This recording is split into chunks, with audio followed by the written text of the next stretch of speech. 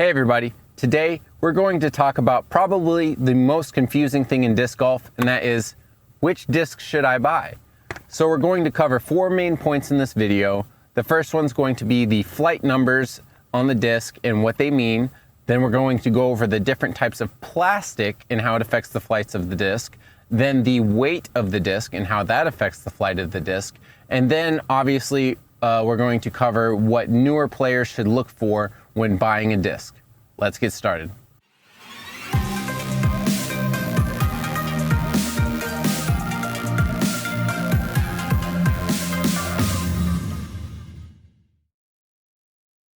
So if you haven't already watched the video that I just released before this video, I would go and watch that video first. That video is Understanding Disc Flight. If you go and watch that, that will make this video a lot less confusing with some of the terminology that I'm going to use.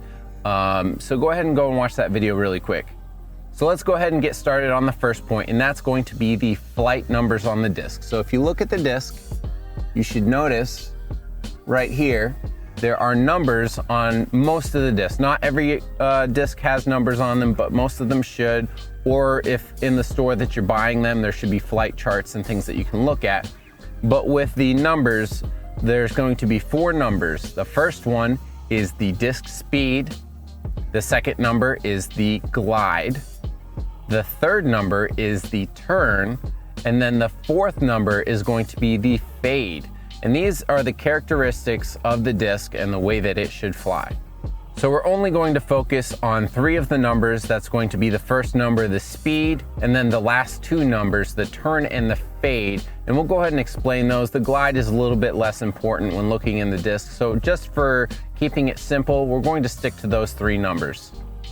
So let's look at the first number, which is going to be the speed of the disc. Now there are 2 ways to look at this number to understand what it's going to do to the disc. So the first thing is distance potential. So if you look at like a lower speed disc, it's going to have a much thicker rim and it's not going to cut through the wind as easily as a high speed disc, which has a thinner rim and a much sharper edge, and it will cut through the air very easily. So how this affects the distance, so say you had 2 discs that flew the same flight pattern, they both flew straight. So say you had a putter and a driver, and when you throw them, they both go straight. If you threw both of these discs at the same exact speed, the putter is not going to go nearly as far as the driver. Because of the wind resistance on the thicker rim, it's going to slow the disc down as it's traveling through the air, and it won't travel nearly as far as a driver would as it's cutting through the air. So the second thing to consider about the speed number on the disc, that is how fast the disc must be traveling in order to achieve the other numbers printed on the disc. That would be the turn and the fade. So say you had a disc where the numbers kind of show it being more of a neutral or straight disc. So say you threw the disc slower than that speed, or like a shorter shot, the disc is going to be more overstable. So instead of going straight, it's going to hook to the left for a right hand backhand, opposite for left hand backhand. And the same goes for if you throw the disc harder or faster than the speed, the disc is going to start turning to the right or become less stable the harder that you throw it, according to the disc speed number. So let's move on to the third number on the disc, which is the turn. The turn is what affects the disc's flight from close to the beginning or midpoint of the flight, and that is where it turns away from its natural flight path, as we talked in the video before. So say you're throwing right hand backhand, instead of going left, the more turn that it has, the more it's going to turn to the right before it decides to come back to the left and its natural line. So the numbers are going to range anywhere from 0 to -1, -2, all the way up to -5, I think is the highest that I've seen. So a 0 is going to mean that it's not really going to have any turn at all. So it's going to follow its natural path as much as possible. You're not going to see it turn to the right at all before going left for right-handed backhand throwers, opposite for left-handed, obviously. So if you start seeing like a -1, -2, -3, the greater the negative, the more it goes away from its natural path and it's going to turn to the right before coming back to the left. If it's a really high number, it may just keep turning right and never come back left at all. So these numbers are where we talk about stable and overstable. So an overstable disc is going to be like 0. A more neutral disc might be like a -1, -2, and then understable is going to be your -2 to -5. So let's look at the last number on the disc, which is going to be the 4th number. This is called the fade. The fade of the disc affects the very end of the flight of the disc, and that is its tendency to follow its natural path, as I talked about in my last video. These numbers are going to range anywhere from 0 to 4, or I think possibly 5. I'm not sure if I've seen a disc with a 5 on it before, but this is going to be the tendency that it follows its natural path. So the 0 obviously isn't going to fight too hard to the left for right-handed, backhanded throwers. Opposite for lefties, it's going to go, to the right, obviously. But with a 0, it's not going to fight very hard at the end of the flight. 1 and 2 still are going to fight a little bit more. And then like the 3, the 4s, and if there is a 5, it's going to fight very, very hard, possibly even get some skip at the end of the flight of the disc. So now that you understand the flight numbers on the disc and how they affect the flight of the disc, let's move on and talk about a couple of other factors that can affect the flight of your disc. And this is kind of where things get a little bit confusing because there's so many options out there. So I'm going to break it down and hopefully help you out when choosing a disc. So let's go ahead and talk about the plastics and the different options that are available. So there are going to be what we would consider more of a cheaper plastic. Some of them are either a little bit softer, they're just made of a cheaper material. Obviously, they cost less. And then there's going to be the premium or more expensive plastic. You can kind of tell, obviously, they are more expensive, and you can feel the plastic actually does feel better and more durable. So also in regards to the plastics, there are what I would call the softer and then the harder plastics. In general, this is going to be true, what I'm saying, but not in all cases. So like I have 2 discs here. I have one that is a much softer plastic, and then one that is very stiff, very hard plastic. So the harder plastics in general will always be the most stable version of the disc that you're throwing because it's going to hold its shape the best and it's not going to wear nearly as quickly.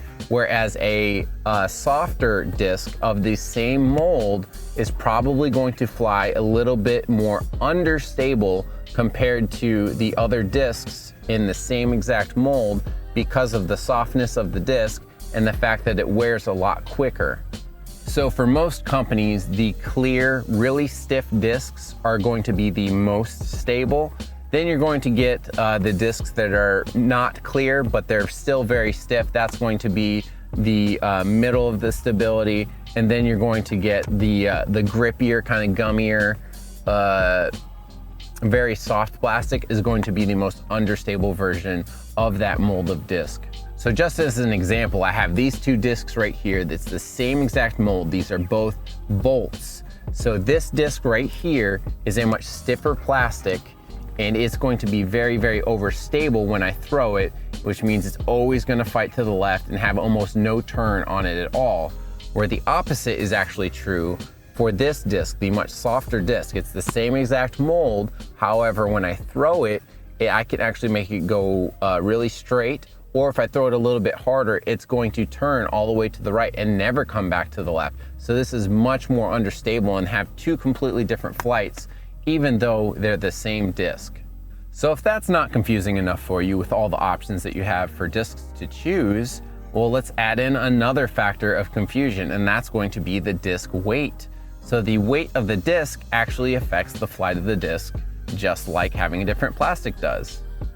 So without getting too far into the science or math of it, I'm just gonna kind of explain in basic terms. If you were to throw 2 discs at the same effort, the lighter weight disc is technically going to travel faster and go a little bit farther than the heavier disc is going to go.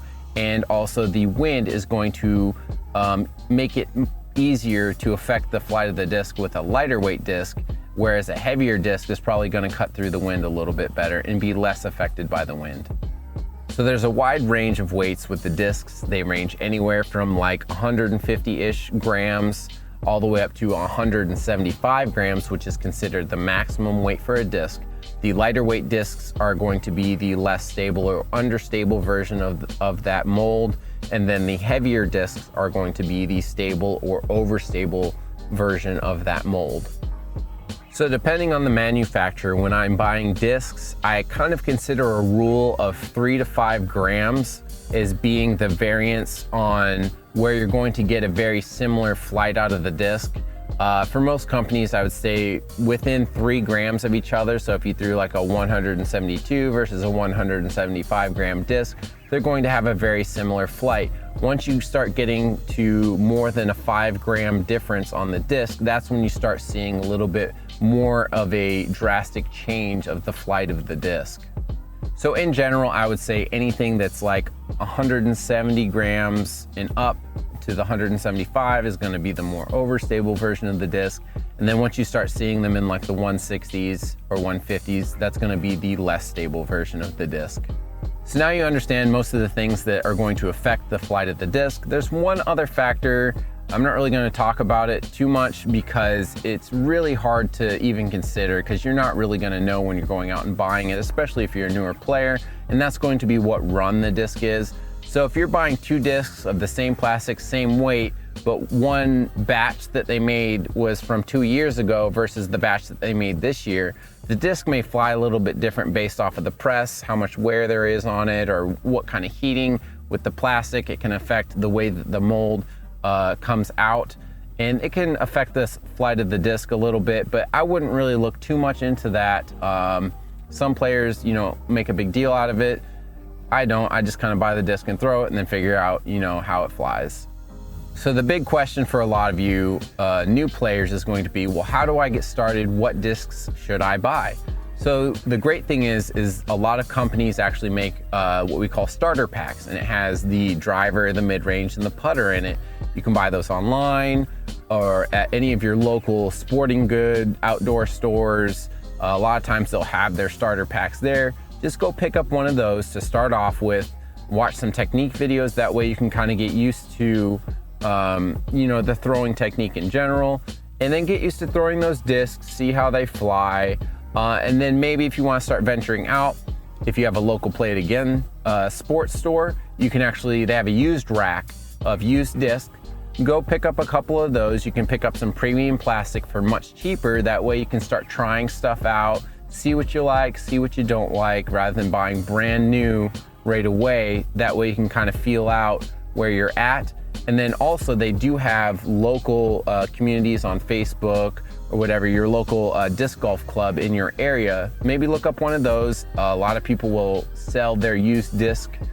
So maybe pick up some from a local for really cheap. That's a good option as well. So in general, as a newer player buying discs, I wouldn't really venture into anything above like a speed 7, 8, or 9 at the highest. I would stick around those, maybe a little bit lighter weight, more understable plastics. I would look for like the discs that had a turn of like a -2, -3, a little bit more understable until you start learning to control the disc. Then you can start stepping up into like higher speeds or something with a little bit less turn in it. That way you have a little bit more control of your disc. You'll lose a lot less plastic. But once you start learning the technique, start venturing out into some other stuff and see how it works. So that's all I have for you today. I really hope that this video was helpful in helping you understand buying discs and how to get started buying discs. If there's anything that was confusing or you didn't understand, please message me or comment below. I try to respond as quickly as I can to be helpful. I hope this video really did help. But I just want to thank you for stopping by, watching the video, and hope you have a nice day.